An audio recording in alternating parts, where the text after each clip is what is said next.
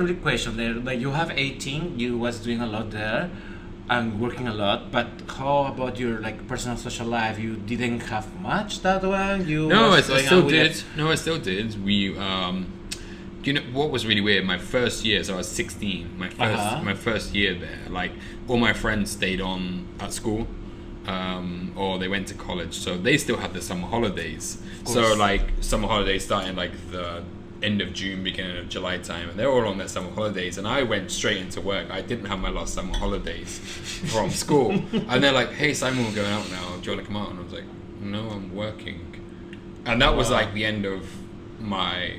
Like I consider the end of my childhood in a sense. It's like no, I'm working now. Oh, wow. Yeah, but 18. Like so even from 16, instead of going out and doing like high school kind of stuff, I think I started to become an adult at 16. So I would go out drinking with my chefs after work on a weekend. Although I looked about 12, I can show you a picture. I have a picture on my phone somewhere. Please. I think it's on my. We need to put that picture. I think it's on my Instagram somewhere. Like me when I was 16, but I look about 12 years old. So clearly I was too. Let me check your Instagram. Keep going. I will check it. I was clearly. Oh, you probably need to. Stalker. You probably need to check back about 2 years worth. I think. No worries, we have time. Yeah. So, I. It's gonna be embarrassing, but I became an adult, and so I'd go out with them, and I always had a personal life. Always had a personal life. So I go out drinking. Sometimes they'd sneak me, like in the pubs. You can sit outside in the UK, so they bring out a pint and just kind of give it to me and stuff like that. Or I drink in the hotel with them because they knew I was underage, but they didn't really care. And then even like as I got like 16, 17, 18, 19, all like that's the kind of age we start to try to get into nightclubs and stuff. As I said, I was 17 when I first got into a nightclub, and I felt like a lot of my friends were like 15, 17 16. when you was in going to nightclubs. Yeah. This is you? Yeah. I was 16, but I look about 12. This is my very first like chef's job, my chef's outfit. Damn. Yeah. This is in my back garden, so because this is my old house, so this would have been in the first like this is your first 3 months. chef uniform. Yeah. This being like the first couple of weeks I was a chef. Let me put like where is the camera? I'm doing wrong. Wait. Aha.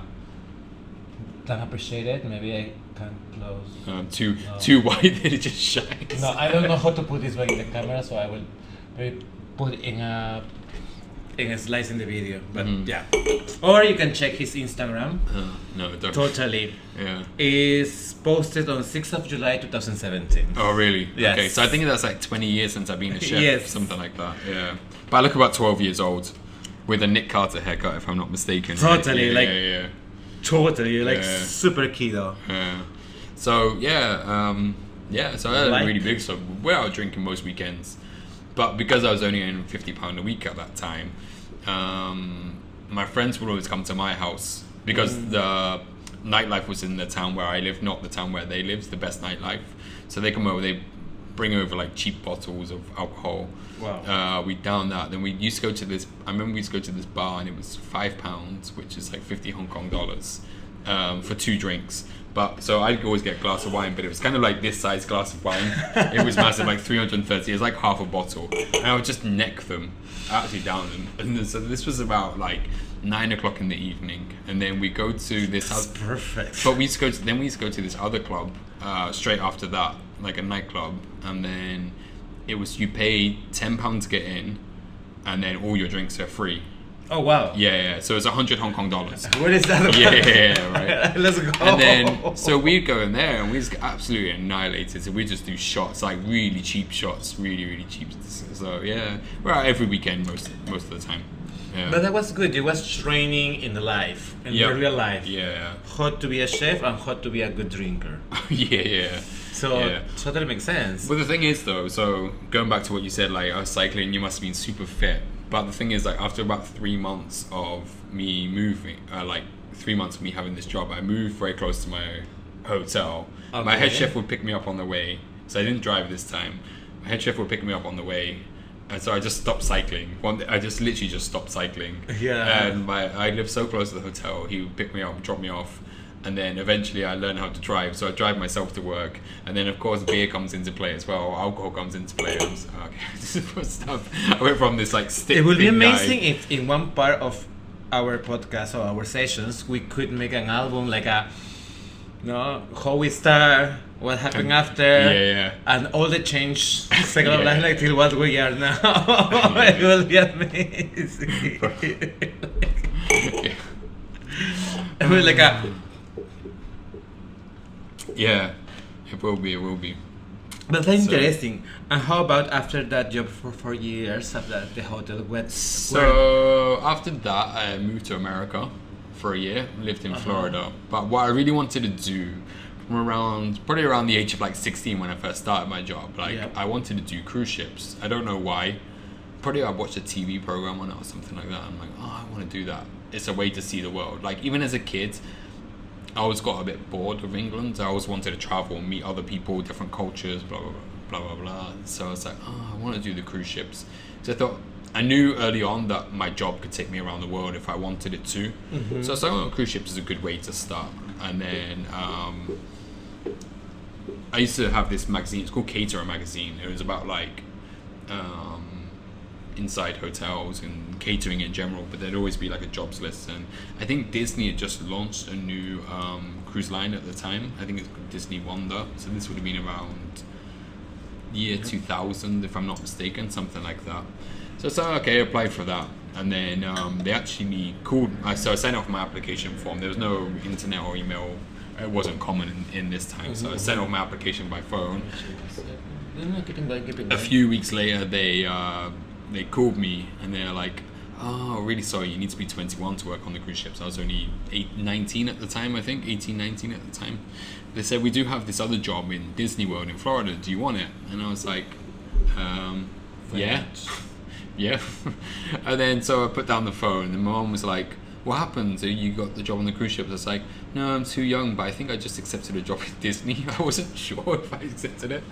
So they sent me, I think they said, we'll send you more details through the post. Send me details through the post. And then I applied for it. And then they're like, okay, come for an interview in London. From where I live to like London, if you drive, it's like 5 to 6 hours away.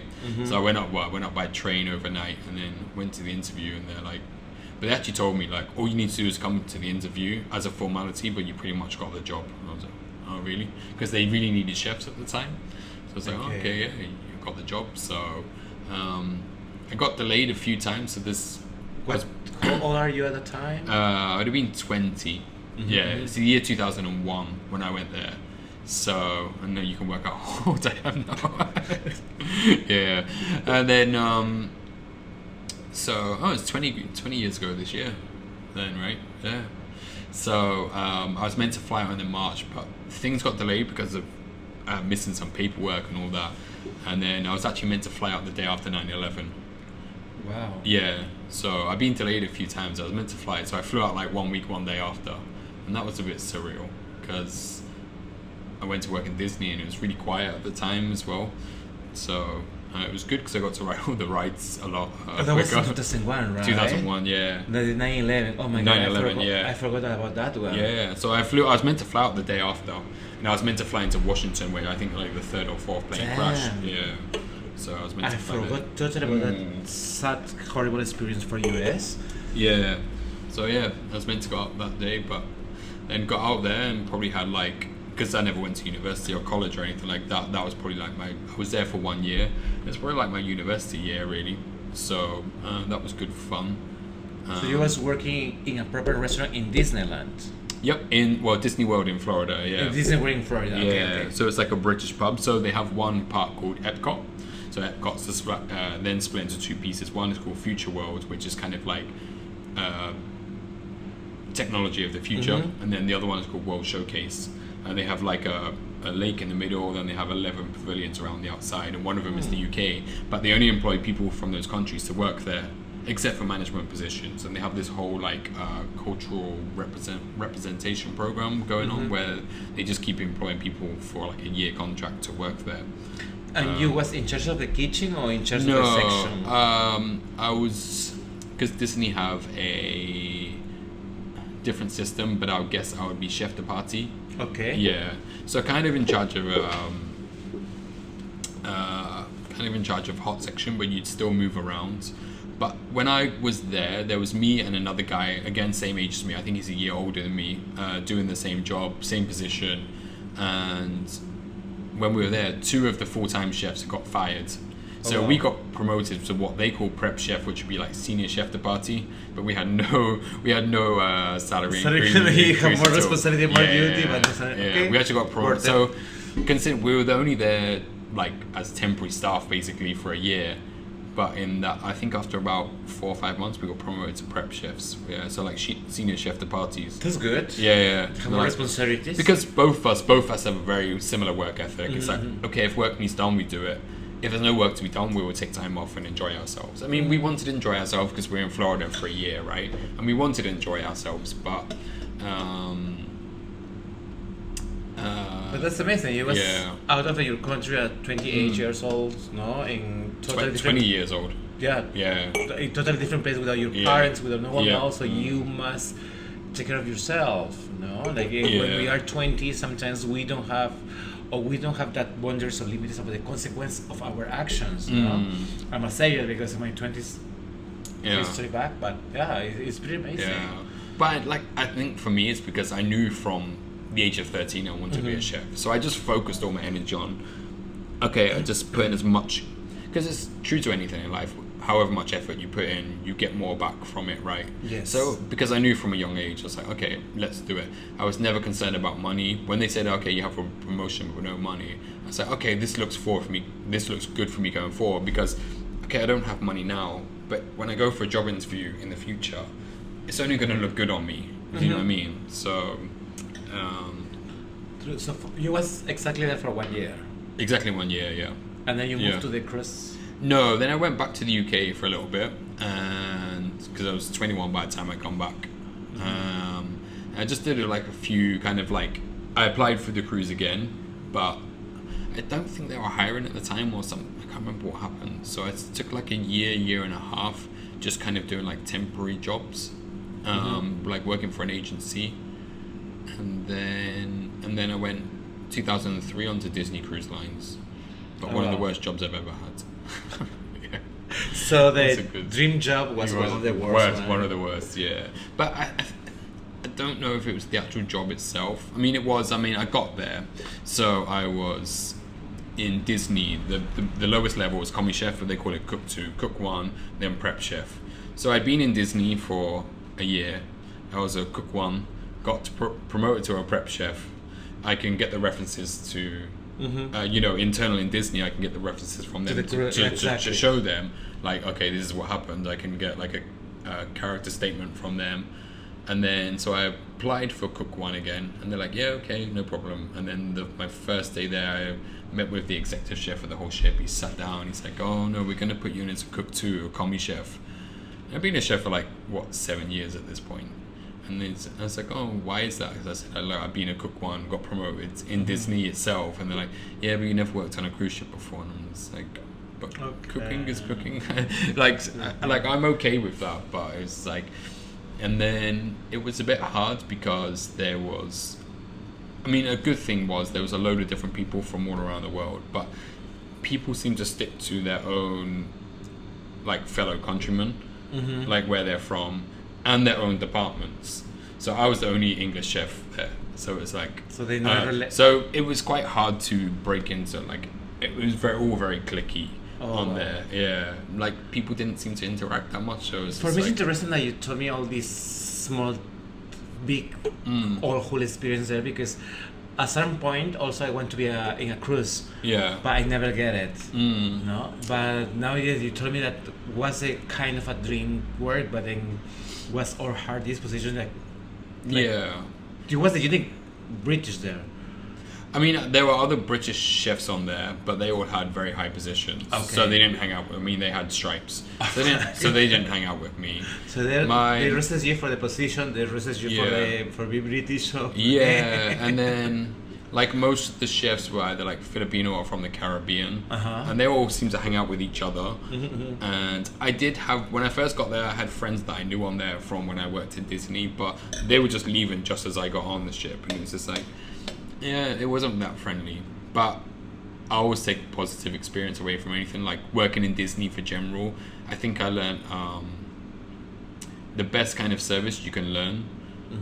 Just like little simple things that most people, even in the industry, don't use or get, that Disney use in everyday life, and it's like, oh, okay, like little things like that were really, really good. So I got a lot of positive because stuff they are out of it. focused on the happiness of the guests. Yeah, for sure. In I every mean, single way. it's like little things. They'll be like,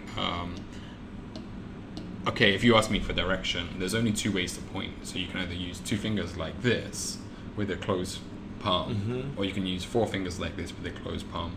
You can never do like this with one finger, and you can never do like this, because one finger, they say, when your mom no it was not like that, maybe it is, but they say it's like when your mom tells you off, what does she do? She points one finger at you like that, right, and tells you off. So it's like, if you point, it's like you're telling somebody off. And you cannot use an open palm, because you use an open palm to slap people. Oh. Yeah. So it's like a slap in the face. Yeah. So just little things like that they do. Interesting. Yeah. But that is pretty good, because your body postures and gestures says a lot about it, no? Yeah. And mostly in service, when people are sensitive, no? Yeah. That's like when I go to Disney here in Hong Kong and you see some of the things they do, and just like, oh god. I find it quite funny actually, because they lost a little bit that part. Somehow I guess they didn't get the training. I don't know, but well, I want to go, because I've never been Disney. Oh, really? Seriously, 9 years. So. Oh my god. Maybe we can do one podcast from there. Yeah, that'd be fun. So, how long time you work in the rides. cruises? That was a 6-month contract. And then I didn't go back. So that was 6 months. Yeah. So you just was there 6 months? For that particular one, 6 months. But then you go back that one, or you do more cruises? No, I did a different one, but if you fast forward, that would be in 2010. Okay. Yeah. So that one was in 2004.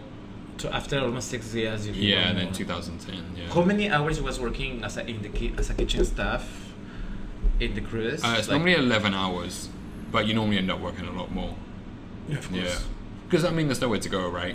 So Yeah. you're stuck at sea most of the time. So stuff, and people like, food is 24 hours on a cruise ship. So there's nothing else to do really. So yeah. Yeah, because if you're not working, you must be in your room. Yeah, I mean they had a crew bar as well, where drinks are really cheap. Like for a bottle of beer is like $1 US, which is like 8 Hong Kong dollars, I think, right? Less than 8 Hong Kong dollars. Wow, for a bottle of beer. big, Yeah.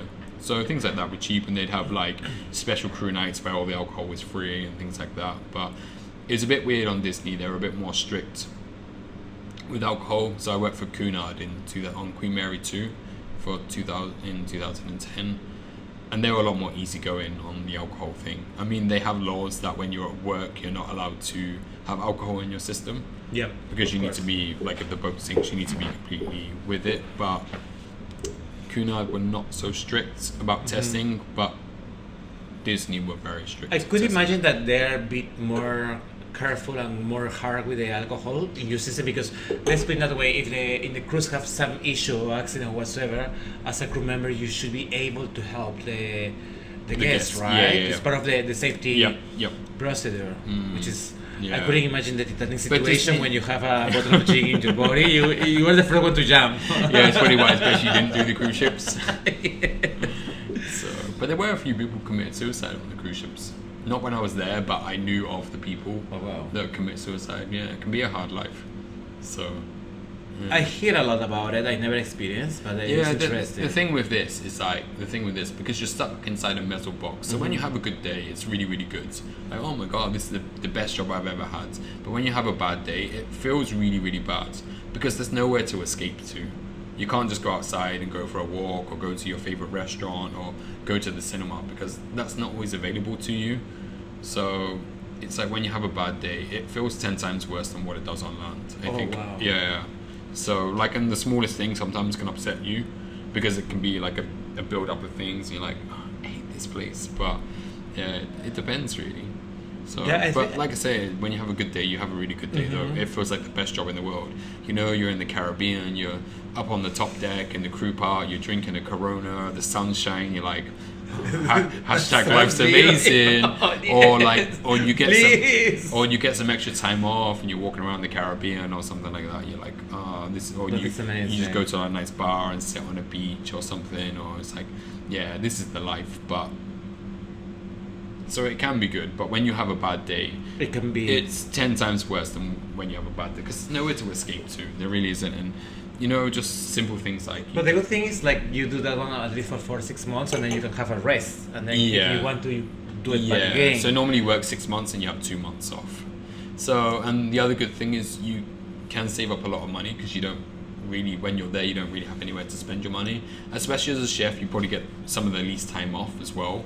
So even if you go outside, when you dock somewhere, you probably get like an hour, 2 hours maximum to go out, because you have to. I mean, you get like in between your split shift, but you have to be careful of the time, right? So, and sometimes you can request for a little bit of extra time off if you're docked overnight somewhere, and sometimes you dock overnight and you can go out and party. I don't know if you have it in Latin America, but like Senor Frogs or Carlos and Charlie's, which is very popular in the Caribbean. Mr. Frogs. Senor Frogs? Yeah, Mr. Frogs we have. Okay, yeah. So I'm they're not sure if everywhere. it's the same brand, but yeah. Yeah, they're everywhere in like the Caribbean. So you get off and you go party in these kind of places, or Hard Rock Cafe or Planet Hard Rock I have a Hollywood. lot. Yeah, these kind of places. We have Hard Rock, Chili's. Yeah, the biggest two party places were the Senor Frogs at Carlos and Charlie's. They were really, really good. I think so. We did have Carlos and Chili's in Peru. Actually, I don't remember, but it's familiar. It's familiar. But I know that they're popular in the Caribbean, like that Central America area. They're really popular down there. I think they're popular for like spring break in America, like all the Americans that go to the Caribbean. You just party in these. I've never been in the Caribbean, to be honest. Okay. I would love to go, but let's later. I think they're all over Mexico. Have you been to Mexico? Never. Okay. Never. The unique two countries I was in Latin America, out of Peru, obviously, is Brazil and Argentina. That's it. But yeah, it's interesting. So when you was in Queen Mary, how long time you were there? You did just 6 months as well. 6 because months. when I was there, I knew I was coming here. Oh. So I just did it to fill some time. Yeah. Interesting. Yeah. So already you applied for Hong Kong, or it was just a plan? Well, I knew I was coming here, and I needed to waste about 6 months to 8 months. So I was like, oh, let me apply for the cruise ships. Actually, I applied for it about a year before I come here, and I hadn't heard anything. And then I called them. I hadn't heard anything for a couple of months, and I called them. Like, okay, you can start next week. Oh, this is the considerations. No, Cunard's. This is Cunard's. This is way before, like, when I come here, I hadn't found any job when I come here. Okay. So, so I applied for. I knew I was going to come to Hong Kong. I wasn't 100% sure when, but I was guessing in about a year's time when I knew I was going to come here. And then wait some time. I didn't want to do the job I was currently doing at the time. I was like, okay, let's go back on the cruise ships, but let's not for Disney. I was like, okay, let's apply for Cunard. And I applied for it, and I didn't hear anything back. And then I wasn't sure what I was going to do. That was in 2011. 2009, I guess I would have applied for it. Or beginning of 2010. And then I flew out on Halloween 2010. I flew out to the US to meet the ship out there. Yeah, it's quite weird actually, because I started on the 1st of November, and then the first cruise they've had to fly me out to New York to meet the cruise ship there, because that's where the cruise ship was when I would like get on the ship to start my job. And then the first cruise back was to the UK, which takes 5 days. So I was like, you could have just sent me down to the UK, Southampton in the UK. So you need to flew to New York. New York. Yep. So they go back to I took go back to the UK. To UK, and you're like, go back to the UK. To UK, and you're like. But it's good because when you do, you do New York to Southampton. That New York to Southampton, there's no stops anywhere, so it's 5 days at sea. So it's really good, so they can really focus on like training you, because you need to do like 5 days of training before you actually start your job. I think so. The training is about safety, like everything. So it depends really. Safety, standards, customer service, and all that kind of thing. So they have very high standards, very similar to Disney as well. So you kind of learn all this kind of thing. Yeah. So health and safety, health and hygiene, all this kind of thing. I always dreamed to work in a cruise, but at this age, I guess dream to go just in a cruise to have relax. It's probably better. It's better to be on that side than on our side, I think. Yeah, because at a certain point you don't want to go to start from the beginning, and then if I apply now, let's say it, like I don't think so they will put me in the like a first line. You know? That could be super lucky, but I think also they have a certain age that you could apply and you cannot apply, right? Yeah, I don't think so. When you're newer, I think after 40s you cannot apply. Well, I think if you're going in as a high position, it's okay. But the problem is for someone like me and you, the food that we do is a bit more modern and funky, but on cruise, and then on cruise ships, they're a bit more stuck in like the old times. Like the food they do is very old. It's all French and all Italian, and not much outside of that. So I think as a chef, it's for a younger chef or a chef our age, and we're still young, obviously. But but I think it's a bit boring, to be honest. It could be, unless. I mean, they're still doing things like, I don't know, for the high-end cuisine, they're still doing things like lobster thermidor every night, and you're like... I would be agreed to do at least 1 month or 2 months. Work on it, but just because even when I was experience. But even when I was there, I was just like, why don't they do like a concept, like a little pop-up or something like that? Because actually, when I did work on Queen Mary, my job was I worked in. So I think there's like 11 different restaurants on Queen Mary too. Wow. And the one I started in was called Chef's Galley. So they would do these. The restaurant could only hold 30 people. The main dining room could hold about 1,000 people, but this one could only hold about 30 people. You need to pre-book it. If I'm not mistaken, you need to pay for it, but very, very like cheap, like $10 US, or if like less than that, something like that. And then it was basically a cooking show, like a live cooking demonstration. Oh, that's nice. Yeah, so you had like that's pretty nice. Yeah, so you had like the restaurant in front of you here, we would stand here and cook, and the behind it was like the actual kitchen where people were actually cooking for the 30 people. But for argument's sake, if I remember, there was like 5 different themes. One was Italian, one was American steakhouse night, one was French, one was Indian, and then one was like Pan Asian, so like Thai and Korean and Chinese, kind of like fusion foods. And you would have to like teach that. And then so when I first started, I was like just the chef. Who doing the show? No, I was the chef behind, like actually doing the cooking. And then so you was actually doing the cooking and someone else was doing a little bit more the show? Yeah, it used to be a guy from Mauritius that was doing the show, and he was quite funny. I remember seeing the show, but I think he left after about 2 weeks. And then another guy, I think from the Philippines, took over, and he was less funny. He was just very shy. And of course, English not being their first language, it makes it even more difficult.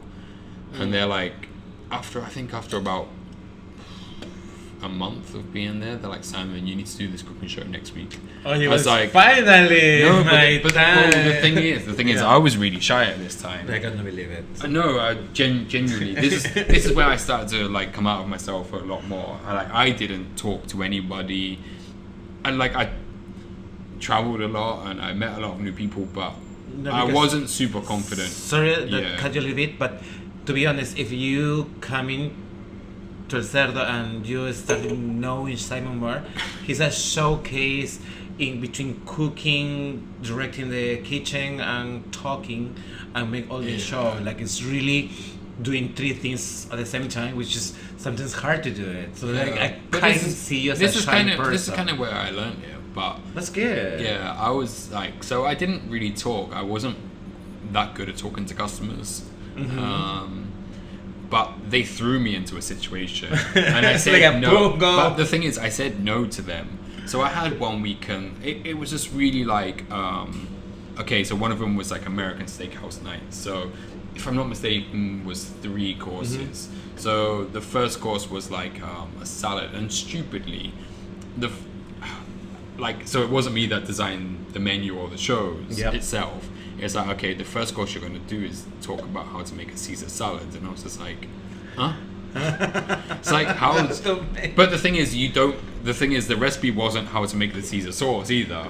If it was how to make the Caesar sauce, would kind of be a bit more interesting, right? But it was not. It's just basically, okay, you got some bacon, some lettuce. So it's like, how can I make this interesting? So I was like, okay, I had a week to prepare myself. So I just went down into like the internet cafe, like for the staff that work on there.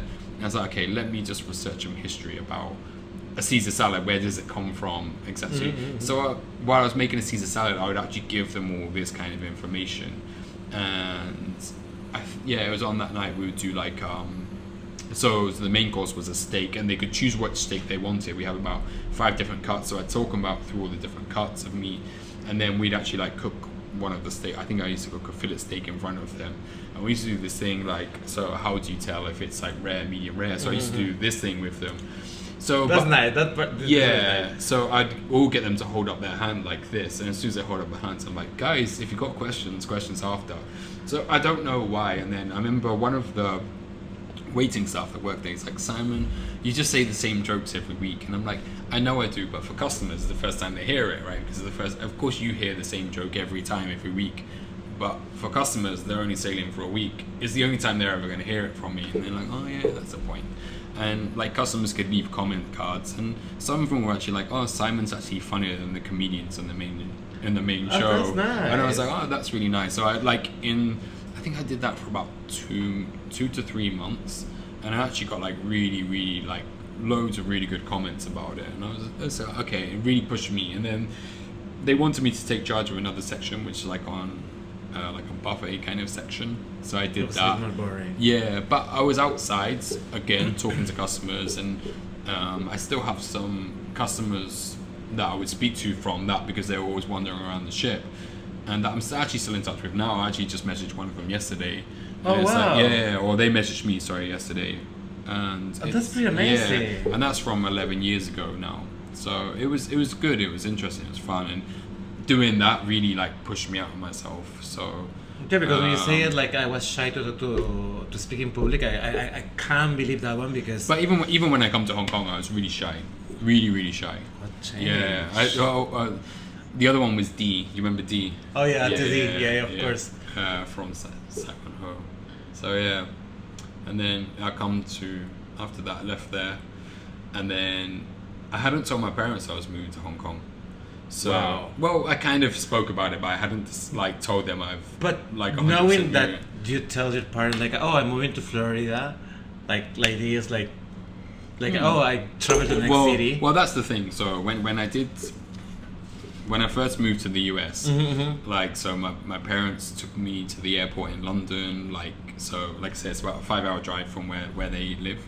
So they took me up overnight. So like, if I'm not mistaken, it's a really early flight. So they traveled up with me like really early in the morning. Of course, my mum bawling around, like crying really heavy, like, oh, I'm gonna miss you. I'm like, it's only a year, Mum, it's okay. And if I don't like it, I know I can come home. It's like, yeah, but okay. And then when I come back, then I went on the cruise ships again, and my mom was like, oh no, don't leave. And I'm like, it's only 6 months, it's fine, I'll be back. And then from there, between that, I moved up to a different city where my sister lives. So we live in the southwest of England. I moved up to the northwest of England, which is like a good like 6-7 hour drive.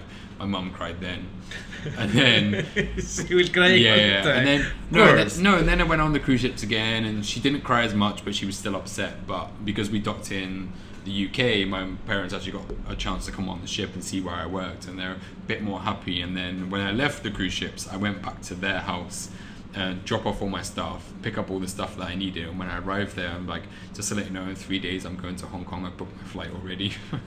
And then my mom's like, wow. She went through this, like, when you moved to America, I cried. When you done the cruise ships, I cried. When you moved to Manchester, I cried. Which is like, I'm over it now. I'll see okay, you. bye. She's like, I'll see you in Hong Kong in a year or so. Oh, that's cool, huh? So already she's starting to have that thick skin that they.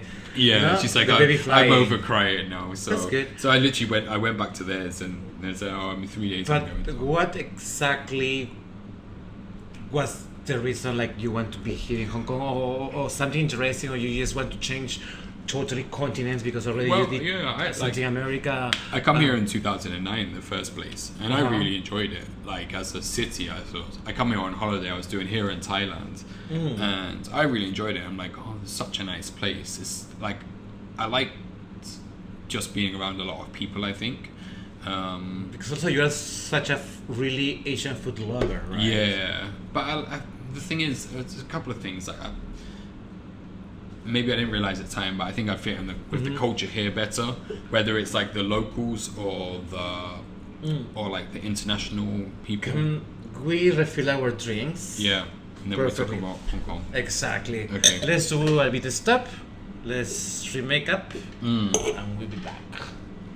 You guys grab a drink as well.